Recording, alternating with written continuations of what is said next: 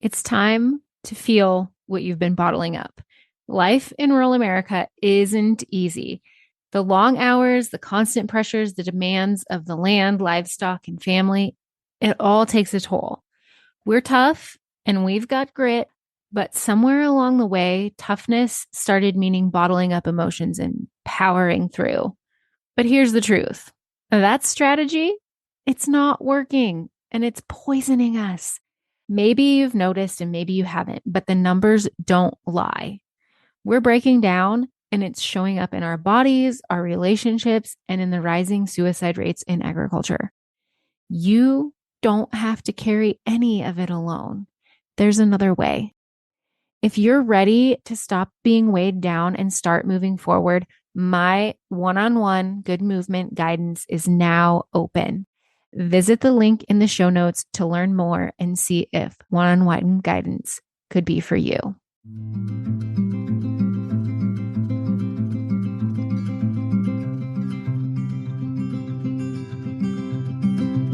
I'll carry you, you carry me, we'll help each other through it. Come on and see, good movement draws good movement.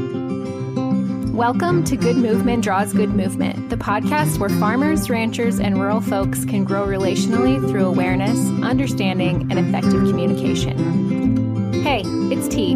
I'm your host, and I, along with my guests, will be covering topics related to drawing good movement. Things like self and social awareness, brain science, positive psychology, extending grace, and so much more. We'll share tools that can help you understand why you are the way you are, why others are the way they are, and how you can use that to step out of self-told lies with grace and compassion to draw good movement in conversations, relationships, and life in rural America. Let's go draw good movement. Welcome back to the Good Movement Draws Good Movement podcast. I'm not going to lie, I'm trying to contain my excitement because today's guest is my favorite artist, songwriter, musician, Aaron Espe. Aaron Espe is still 2 Spanish courses short of his English degree. In 2004, he dropped out of college to begin touring as a singer-songwriter.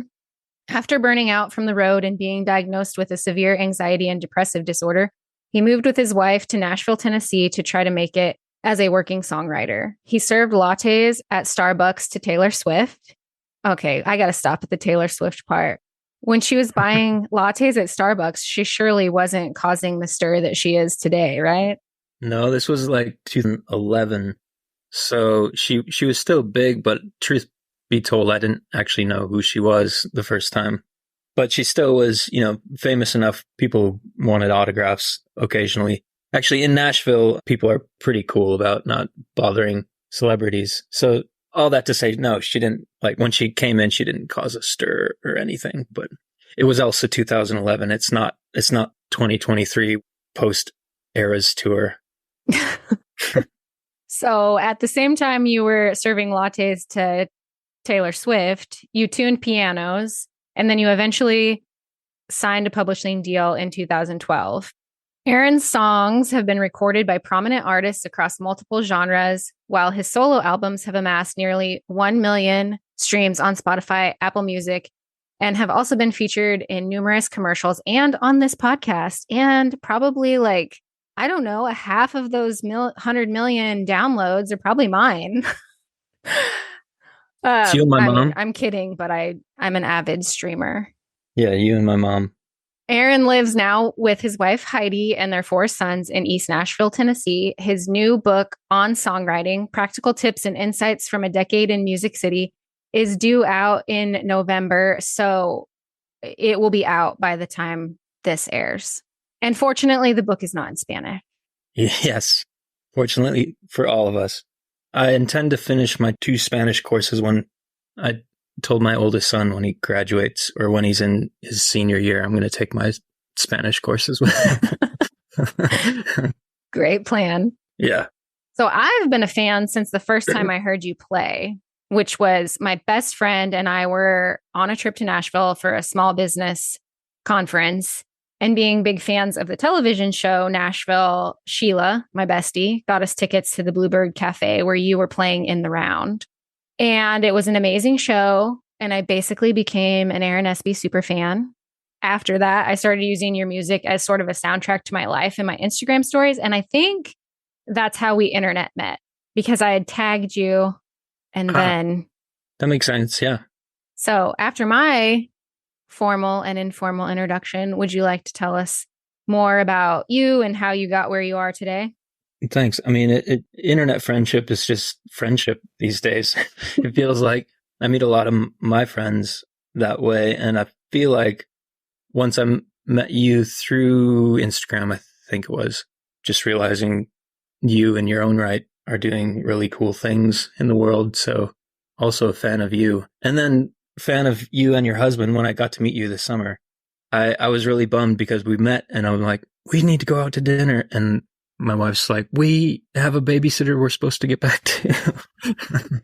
But okay, more about me and how I got to where I am. You know, it's a little bit like this past weekend we were at an arcade. I was with my kids and we were playing the pinball machine.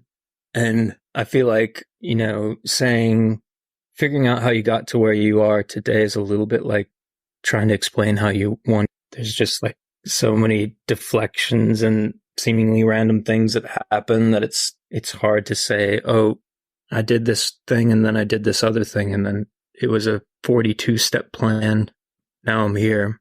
But I suppose kind of like pinball, it's like so much is out of your control and you have the right button and the left button, or you could just sit there. And so I feel like, you know, all that to say, especially in this music industry business, how I got here, I'm still trying to get to the next place. So it's really just, you know, making the best next decision I can make based on the information I have and my values. And, you know, a lot of it's, you know, related to you and your audience and this podcast of just aligning yourself with people who are going the same way you are or trying to be better people or align with your values. So that's all maybe too philosophical and ethereal. I'm trying to think of like a concrete example of something that happened recently. But, you know, the music industry, there's no instruction manual. It's just like, it's probably like the podcasting industry. It's like, well, you just start. And then once you start, you have a lot of questions and then you try to find somebody who can answer those questions. And sometimes the internet can answer it and sometimes it's a human being. But I've been fortunate to just, you know, have a great partner, my wife, who now manages me. And the thing about music or doing anything creative, you sort of need, well, I would say you definitely need one champion because it gets too lonely if you're just trying to make something and you don't have one person close you can bounce ideas off of or who believes in you. I'm sure that's true with stuff you're doing. Remind me your husband's name. Tom. You know, meeting you two could tell you guys were a great team. So I feel having Heidi, my wife, and, you know, when a decision comes, like the latest one was a publishing question. And it's like, do we sign over rights for this past catalog? Basically songs of mine that I currently own, but do we sign them over so that we can get some money, but less ownership? Or do we try to just go on our own and not take the money? And so those kinds of questions are easier if you have somebody like my wife or a trusted partner. So, man, yeah, I'd say how I got here, super long answer to short question, Heidi, and finding some great friends along the way who have either been collaborators. Yeah, collaborators. That's the word. Or just friends in the industry who could share some wisdom. And, you know, actually at that show, Fred Wilhelm was one of those people. He was a writer. He's the one who invited me to play at the Bluebird with him. And he's a few years older and has been around a lot longer in the business. And so he was somebody who just by hanging around him, you know, he gained wisdom and figure out ways of writing better or navigating the industry. So yeah, people. It's all people and trying to work hard. Yeah, connections. People, and I don't mean like connections, but I mean like deep connection with people that you can trust and will steer you in the direction you're supposed to go, I suppose. I don't want to say the right way because I don't necessarily think that there's always a one right way.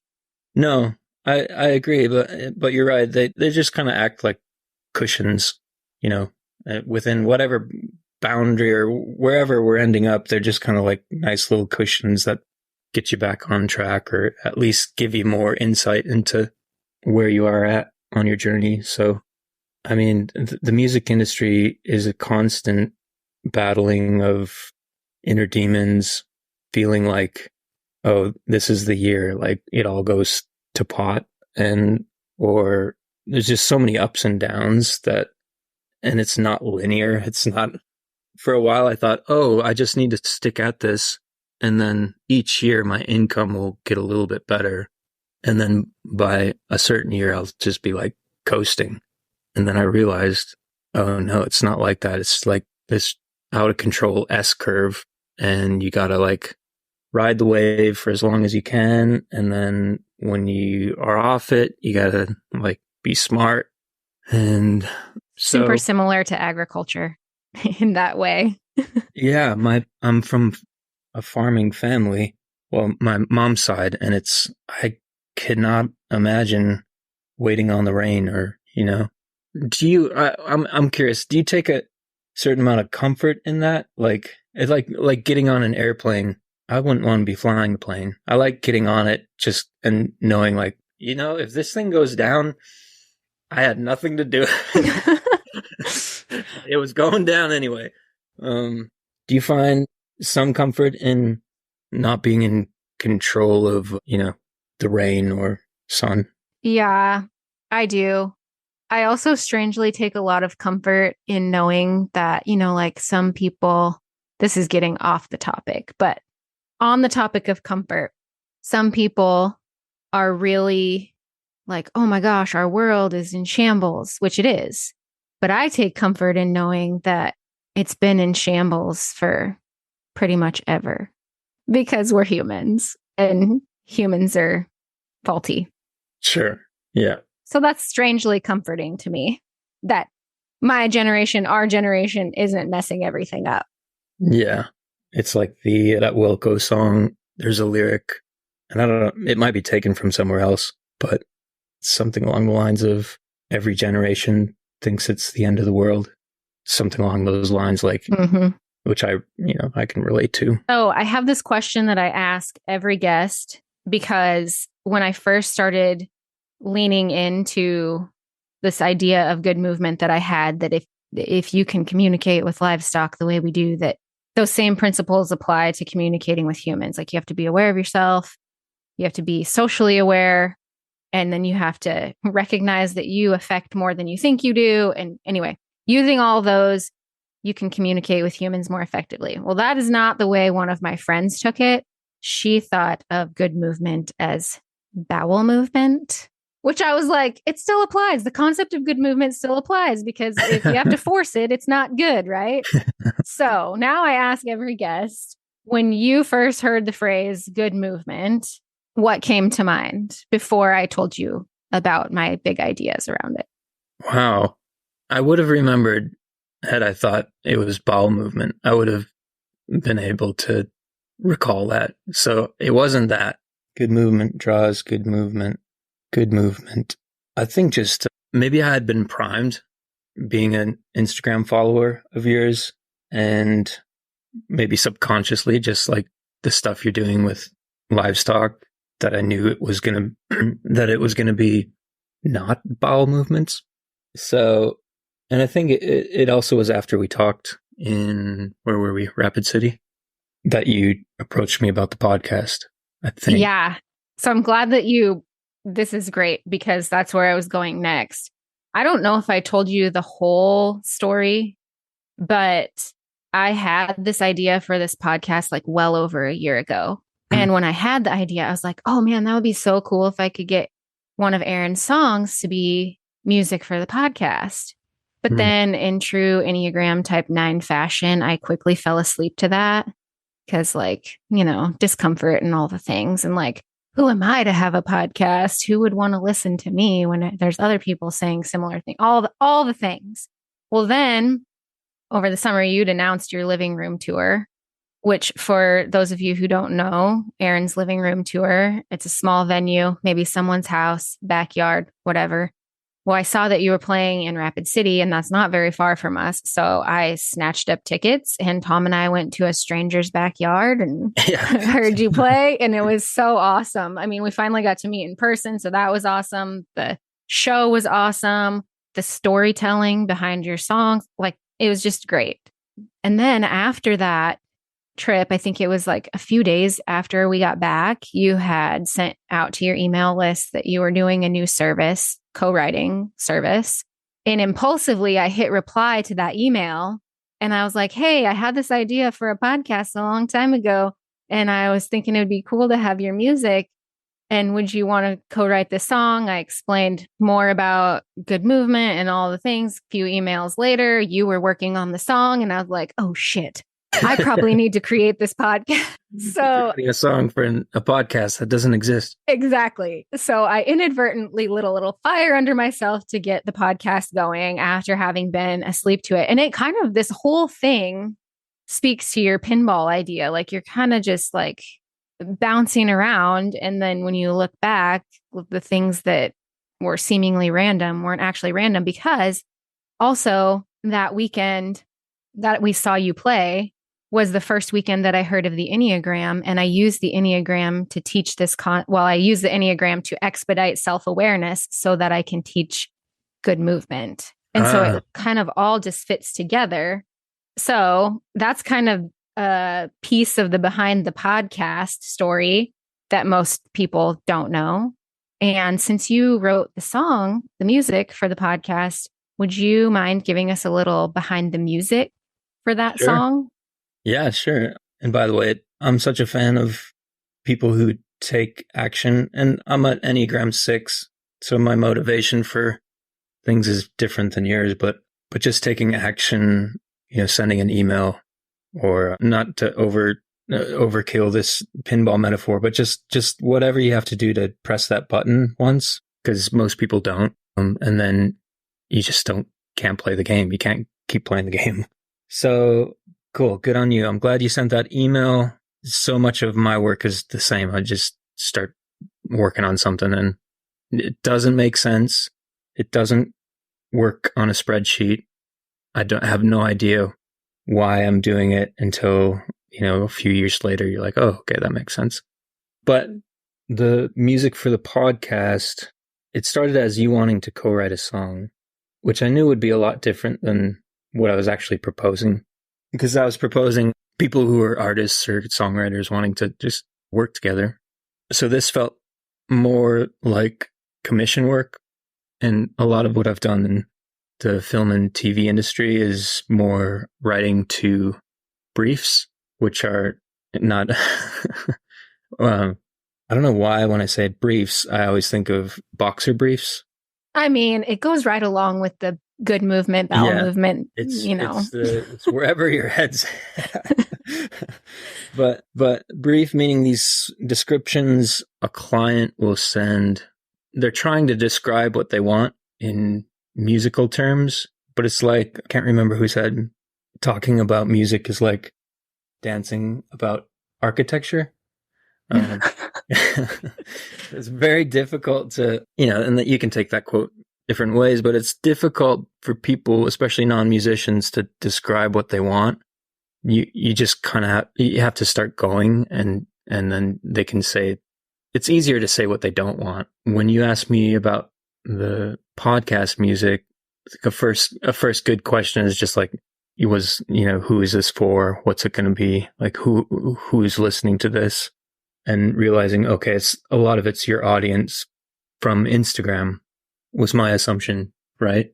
So I think I started by just going back in your Instagram feed and getting a vibe for what people said, and the stuff you were posting. So it gave me like a palette, at least. I knew okay, her metaphorical colors are these, and I'm not going to use like bright orange or neon yellow. I'm going to be using more softer tones. And thankfully, we already established that you liked my music, so I didn't have to try to be something I'm not, which never works anyway. Well, okay. So I want to throw this in here before I forget, because anyway, I just want to say it. Like, your music to me, being a type 9, helps me feel peaceful. Like, your music sounds like Good Movement to me. Like, if Good Movement had a sound. Thank you. So anyway, sorry to interrupt, but I had to say that. Well, then, yeah, then that made it, relatively easy for me, because you already knew some of my songs. There was one song you wanted to use that I don't really have hit songs, but if I have a hit song, it's the one that you wanted to use, called Making All Things New. And that one's tied up in publishing and record label rights. So we couldn't. Great song, though. If you haven't heard it, please go listen to it. It's a fantastic song. So I knew, we kind of had a few reference points. I had your Instagram. I knew that you liked Making All Things New, the song. So I kind of started from there. And then what I normally like to have is, going back to a brief, is a description of words people use to describe what they think they want something to sound like. I can give you an example of like something people say in the industry. Here's a recent one. Our ask is to create a subtle, warm, emotive soundscape that helps support and guide this happy, uplifting story. The story was about single dads supporting one another. I think the scene was was a baseball game. Style, your work feels right, in line for this. The arrangement should be organic, minimal, and understated. Client isn't keen on percussion or anything too distractingly heavy-handed. Tone, the track should have warmth and emotional depth, but should also lean towards positive, hopeful outlooks. It should have forward momentum. Hey, forward movement. Structurally, the track should have some subtle growth and progression to give the story some shape. So you get the idea. It's like Mine was not that structured. Aaron told me to vomit words, so I did. And then I took those words and I just found your adjectives is what I did, because it was a lot of filler stuff, but then you can kind of start to piece it together where like, okay, she's not saying words like anthemic. I don't even know what that word means. Or like anthemic, where it's like a big stadium sing-along song, or something that Fun or Taylor Swift would sing at a stadium. And, it's not that. So I think that led me to just some tracks I had already done. Tracks meaning I have so much music, because so much of the music I do fails, quote unquote. Like, it just doesn't hit. So it ends up going into a Dropbox. And I knew when I was reading your adjectives and when I was talking with you, I immediately, one track came to mind, and it was the one you ended up using as a bass line, as like a guitar, as an instrumental sort of thing. So I just got kind of lucky with that. I think with creative work, it's just you're following intuition, and as good of a compass as you can have is just the feeling that you're right. And then you're going to feel like you're right for a second, and then you're going to feel like you're wrong for a long time. But you just kind of keep working on that first feeling. Sorting cattle turned screaming match, unspoken or unmet expectations, unclear hand signals, taking a tongue lashing while backing a trailer, older generation this, younger generation that. If you're in agriculture, chances are you related to at least one of those. These breakdowns in communication have become commonplace in our industry. They become so regular, in fact, that the internet abounds with memes and TikTok videos joking about those very things.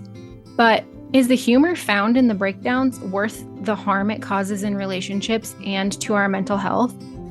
Good Movement one-on-one coaching and group trainings are designed to prevent these communication breakdowns by helping farmers, ranchers, and rural folks grow relationally through awareness, understanding, and effective communication. Visit the link in the show notes to see if a Good Movement group training or one-on-one coaching membership is right for you. Well, I'm glad that that track ended up in the Dropbox and that I got to use it. I think I'm almost positive now, like looking back, that was originally for like a Facebook ad that they ended up not using. So sorry, Facebook. Yeah, We got good movement. you snooze, you lose. So that was just the instrumental part, and then I read through your keynote. I think we established too that you didn't want a full song, or it was going to be used for the podcast. So it's not like the beginning of a podcast you listen through an entire song. That would get pretty heavy for that's just a lot of lifting for your listeners. So it was more like in between a jingle and a song is kind of the feeling. I think you also referenced Ted Lasso. Yeah, and after I sent that, I was like, oh my gosh, sorry, Aaron, no pressure. But Marcus Mumford, yeah, I think he did that one. Yeah, but I wasn't looking for that sound. But when I watched Ted Lasso, which I've watched the series like 3 times fully through, oh, wow. Because that whole show is laced in good movement, honestly. Mm-hmm. But I always listen to the theme song. Like I never skip the theme song. Mm-hmm. And that is kind of what I was hoping for this. Like I wanted people to listen to the words that you wrote and the music and not like hit skip 30 or whatever it is on your podcast player. Sure. And again, no pressure. Hey, if they end up doing it, it's all good. Maybe we can rewrite it later, but at least I think to your point on good movement, you just have to start. And I often say I'm not writing a song. I'm writing a song to write another song because it's just one continuation of like trying to get better. And once a song's done, doesn't really mean it's finished. It just means, it's at the spot it is now. Well, what you came up with was, I think, the perfect piece for the podcast. I appreciate that. It was a pleasure. I'm glad you asked. I'm glad you sent that email. Yeah, I'm glad for impulsive acts sometimes because I could have easily fallen asleep to that again. But honestly, that was like it was a hard time in my life. My dad had just passed away and I was feeling like stagnant and I didn't want to do the things that I was doing before because for a lot of reasons that we don't need to get into today. But when you sent that co-writing email and I went back to that, like I wanted to have a song of Aaron's on this podcast. Like I just felt excitement that I haven't felt in a long time. And I know that this work that I'm doing with good movement is important. And it took that to get me good movementing on my own again. So like without knowing it, you really helped me get moving again. It means a lot. And I'm sure, we all need that at times. I certainly do. So I'm glad that I was helpful in that situation. Yeah, I just remember there's a song, Liver and Onions, I think that you connected to. So yeah, the whole song, all the verses of Liver and Onions are great. But that last verse about going to church with your dad, like, ooh, that one. And I'd listened to the song before that night, but I didn't remember that was the last verse. And so like, I was pretty emotional, but I think that's good. It wasn't like not bad emotional. My friend Ashley, she also has a podcast. She's a mental health professional, and she had an episode on her podcast about music and how it helps us feel our feelings. And I think I might have mentioned this to you when we were first emailing back and forth, but your music helps me feel things that I shove down. And that just happened. You just happened to see it in real time that night. There's one thing about live music, because I struggle to play live music. It's a whole nother topic, but it is, as a songwriter and a singer, like you can see everything playing out in real time in terms of, because it's not like I go to people's houses and watch them listen to my music. Or I have no idea how people are listening to my music when they do. But it's when you're playing live, you can at least see if it's connecting or what. There are moments when it connects better than others, and Yeah. Yeah, that was a fun night.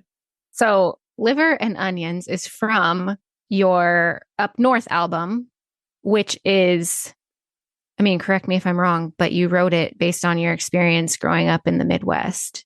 Yeah, it's my version of it's a concept album, meaning it's just a very focused collection of songs that are pretty specific to my growing up in small town northern Minnesota. But you know, it started during the pandemic because co-writing slowed. So I normally, the past 10, 12 years here in Nashville, and you can see here in my studio, but people come to my house and we will co-write in this room.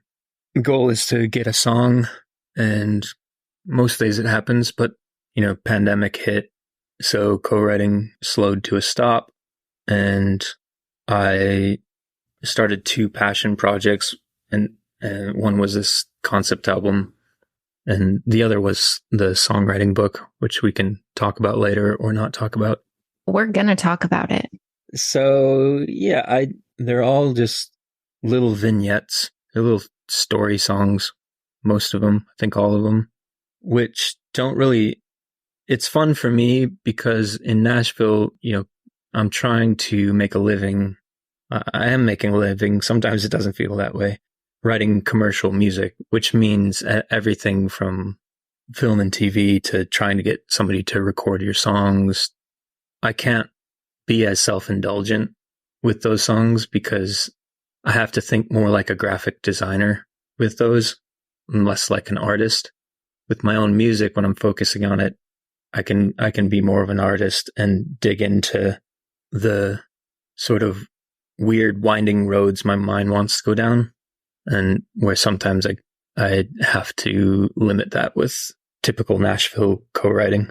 Not always, but more so. So anyway, it was fun for me to I had one goal in mind, and that was I had a few people from my hometown in mind when I was writing it, and my only goal was to picture them, could they hear it and smile listening to it. That was my only goal. So I wrote it for them, and it's not on the top 40. It's not, I don't even think it's streaming all that well, but the response has been good, and it's been good for connecting with people like you. I get lots of comments about the songs, but it will probably fail to do anything remotely commercial because it's a little too specific. So, that Facebook page, I think they might have Instagram too, Midwest versus Everybody. No. We need to turn them on to Up North. Oh, wow. I didn't know that this was a thing. Yeah, like they have the whole Midwest goodbye. They have all kinds of memes about living in the Midwest. And I feel like Up North would be right up their alley. Yeah. It's a great, I don't know how many listeners tune in from the Midwest, but if you're tuning in from the Midwest, you're going to love this album. And if you're not, you're going to listen to it anyway. And then you're going to understand those of us who grew up in the Midwest just a little bit more. Yeah. And hopefully there's like a song or two where it connects on some, I don't know. You just never know. You try to write a song from your own experience to then connect with people at a more universal level, but sometimes it works, sometimes it doesn't. But yeah, you're right. Like worst case scenario, you will have a better understanding of us Midwestern friends. Yeah. Yeah. And understanding your Midwest friends is also part of good movement, because good movement is about self and social awareness and understanding across the board.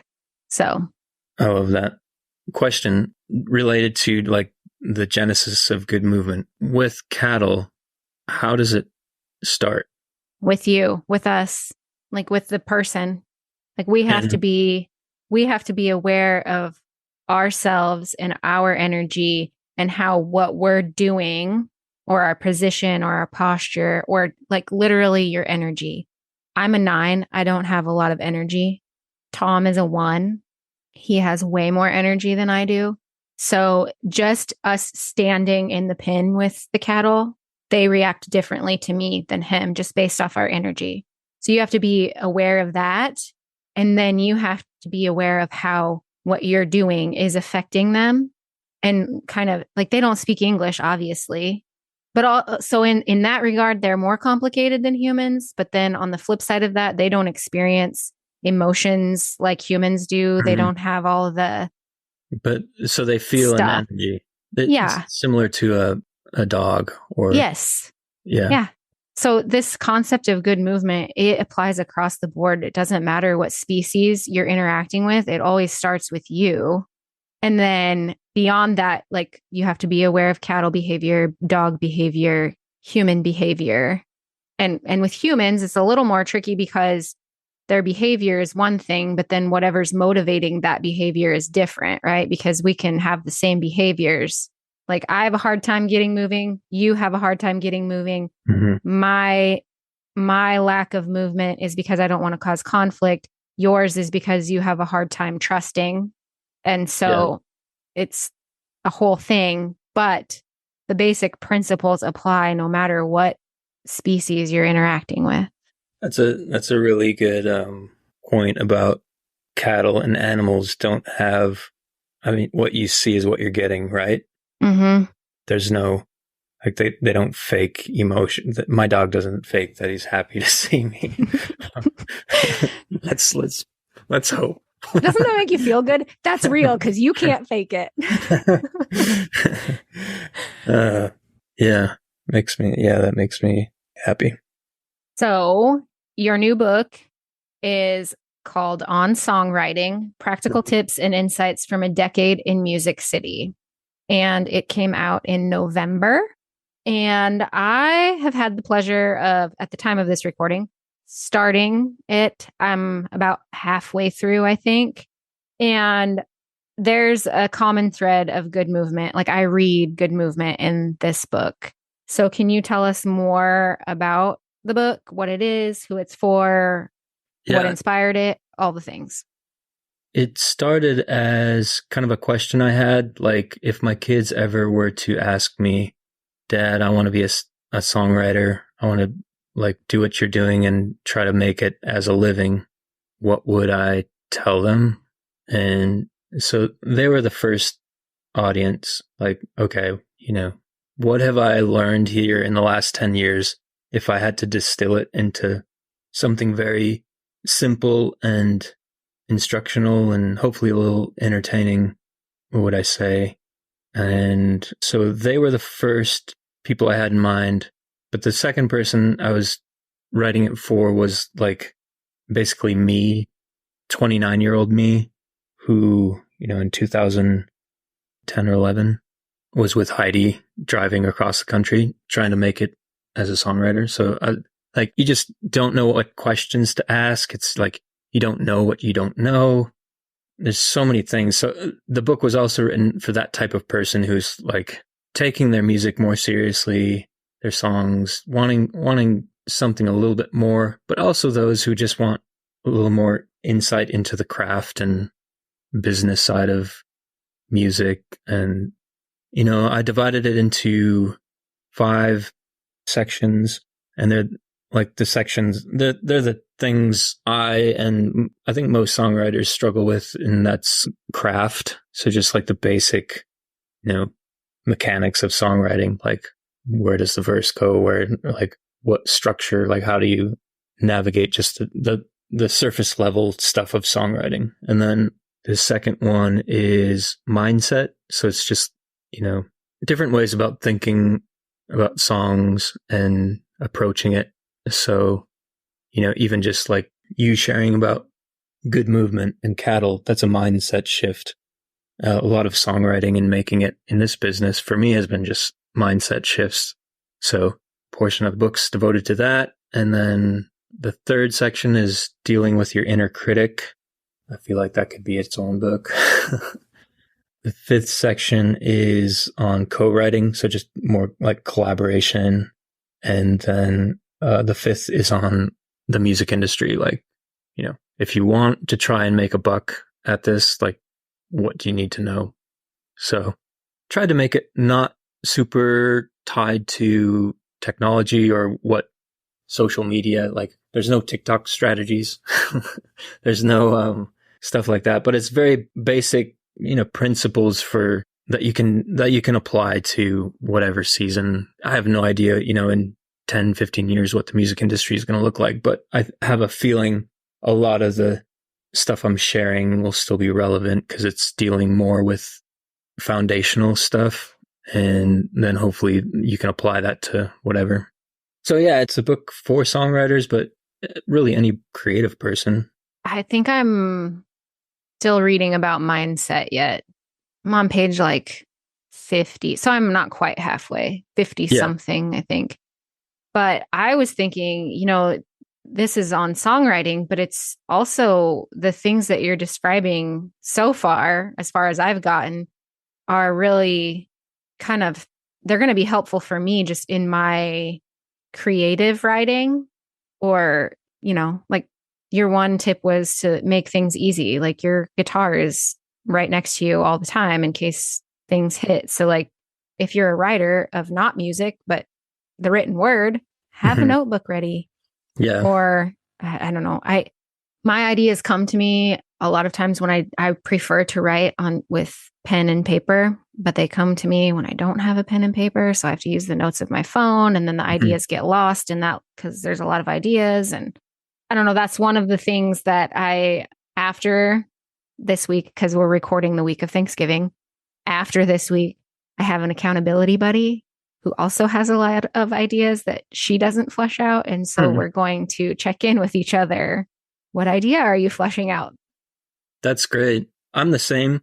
I like to have it on paper because I get too distracted with my phone. When I open my phone, I automatically feel like I've jumped into the cereal aisle in a grocery store and I'm just looking. I forgot why I'm in there. Oh, same. If I'm looking for, pop or cereal, and forget about my idea. I'm just then I'm on social media. I'm not very good with that. So Anne Lamott have you ever read Bird by Bird? But I'm writing that down. It's one of the best books on creative writing across the board. Like nobody's really said, "Oh, this book sucks." And she's amazing. But what she does, I don't know if she still does it because she wrote this pre smartphones. But she has a recipe card and she folds it in half and has it in her pocket, and then she always carries a pen. I didn't today for some reason, but I always have a recipe card I almost always wear pocket t-shirts, and I almost always do that so that I can just write it down and I don't get so distracted. But the recipe card approach might be helpful for somebody in your audience. I don't know. Works for me. But yeah, I mean, you have to at least write it down. I hate it when songwriters say, well, if it's good, we'll remember it later. I have a lot of good ideas that I think I will never forget that. And then I forget it. Yeah. If you're taking the work seriously, or if you're trying to be somewhat prolific or have a career, then writing it down is that's step one, I should say, I think they're good ideas. Not they are good ideas. No, for me, it's a process of getting the ideas into one bucket and then reviewing them and getting the next ideas into. So for me, an idea has to surprise me twice, because in the moment I'm biased towards that idea. They're like my new child. Of course, I'm going to love them. But even 5 days, I hear it and it doesn't surprise me in the same way, then I don't put it into the next bucket. For me, it has to hit me twice in order to.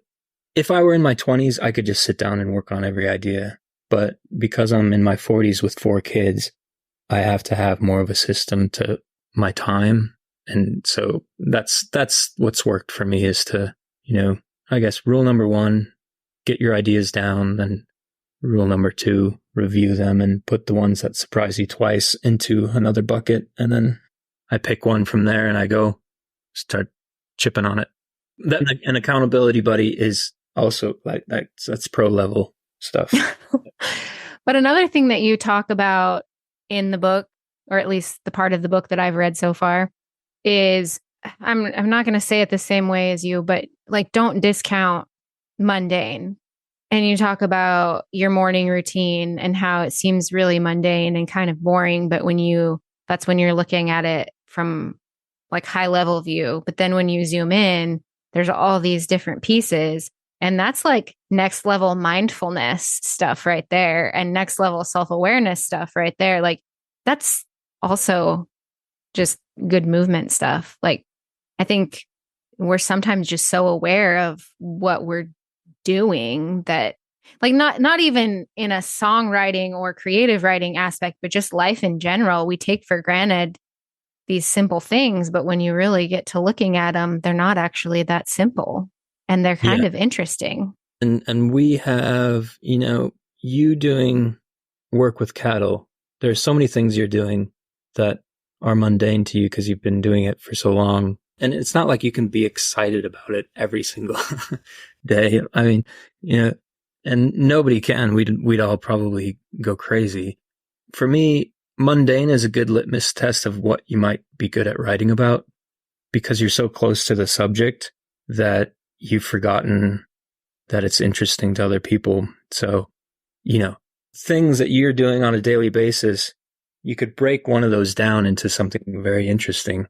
You could have a song called, trying to think of a cattle term, something where it just digs into just one specific area. Here's something that comes to mind for me, because sometimes this is a pain point I want to push on with in our industry, but sometimes people are like, sorting cattle with your spouse is like marriage counseling, because it's the other black one, and no, I meant the other black one, and it ends up in yelling and screaming between husband and wife. And I'm like, it doesn't have to be that way. Yeah. With good movement toward, they might have good movement in their cattle, but it's not good movement husband to wife and wife to husband. So, I mean, we could break down sorting cattle as this. I guess if you're screaming about it, it's not that mundane, but sorting is fresh in my mind, because we just sorted all of the calves that were born on our unit of the ranch this year. So, but there are so many songs in that one topic of, sorting cattle, that you could take it a lot of different directions. I mean, that's just one, just miscommunicating is just one area, but there's all kinds of, you kind of start with what you're most curious about or what interests you, and then you kind of discover along the way what's universal about it, whether it's about loneliness or communication or about like how bad your feet hurt when you take 30,000 steps because you're sorting. So we sorted for steers and heifers, so girl calves and boy calves, and then we brought them back and we sorted for little heifers and big heifers, big steers and little steers. So 4 sorts. And that was a lot of time on my feet that day. That's amazing. Yeah. I mean, even just as you're talking, just 4 sorts is a great like start to a song. It's about sorting, but it's also about kinds of people or kinds of creatures. Oh, maybe we should co-write again. Exactly. Okay. Well, I really am so thankful that you came on the podcast today. And I've really enjoyed our conversation here. I've enjoyed working with you through this podcasting project. Would you tell everyone where they can find you? I think the best way is just to go to aaronespe.com and probably sign up for the newsletter. That's what I spend most of my, versus social media and other things, I spend the most love on my newsletter. And then from there I would say that's the gateway. And then you can find me other places as well at Aaron Espe. Yeah. Thanks for asking. That'd be great. aaronespe.com or I'm on the socials as well. He's on the socials in several places because he has a page for his book and a page for his art, watercolor art, and poetry. And also, I just want to plug your newsletter because you have your 3 on Thursday, super interesting, 3 different topics you touch on. And then you also created a separate newsletter for Up North News. Yeah. Yeah, I'm getting a bit like, I honestly really love the newsletter format. So that's partly why I'm not a fan of artists who just send me when they have a new t-shirt or when they're touring. That's just me. I know some people only want to hear from them when that happens, but for me, I like trying to have an interesting newsletter for people who like my music, but also just kind of want behind the scenes stuff on the industry. And just, so I try to see myself as a resource for anybody interested in singer-songwriter stuff or Nashville stuff. Yeah. But I also have the watercolor. I'm at this point now where it's like, you can't be too many things. Otherwise people get lost. So that's why I'm creating different pages so that Aaron Espe isn't like the author, watercolorist, editor of a newspaper. I should really just be like singer, songwriter guy for the Aaron Espe part. And that's why all the different pages. But anyway, you're welcome to, your listeners are welcome to find me wherever and send me a message too. Cause I always respond and that's a great way to just connect. And we'll link all the places that you can find Aaron in the show notes. So it's just a click of a link to find him. We don't want to be like typing more than we have to. Right. Here we are, keep carrying note cards and notebooks to write. And some people get worried about typing too much. Listen, it's going to be 3 clicks. Okay. Yeah. Cause you got to click the see more on the show notes. And then you have to scroll a little ways and then it's all there. Actually, Aaron's website is always linked in the show notes because he is the songwriter behind the music. So that's nice of you. You don't have to do that, but that's really kind. Thank you.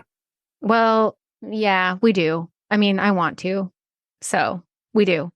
Anyway, thank you so much for coming on. And I appreciate this time together again and all that you've done for the show. So thank you. Likewise. Thanks for having me. And yeah, excited to talk again soon. Thanks so much for tuning in. I'm so grateful for you. If you found value in this episode, I'd love for you to share with others who might also benefit from tuning in. Share by word of mouth, send it in a text, take a screenshot and post it on social media, or share however you prefer. And if you haven't already, hit the follow or subscribe button so you never miss an episode. Until next time, draw good movement.